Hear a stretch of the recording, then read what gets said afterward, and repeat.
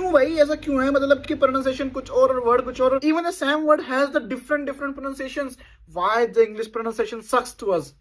चलो देखते हैं ऐसा क्यों है।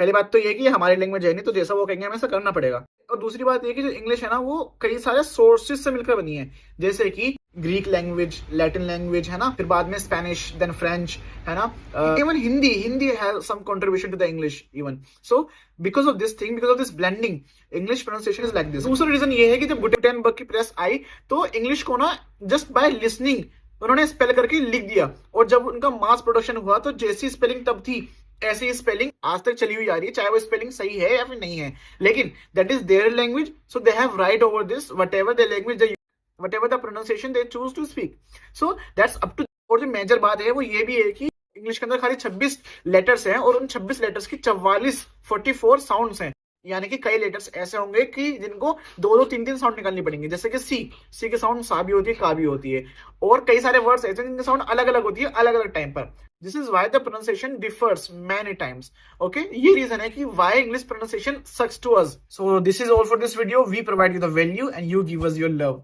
Thank you.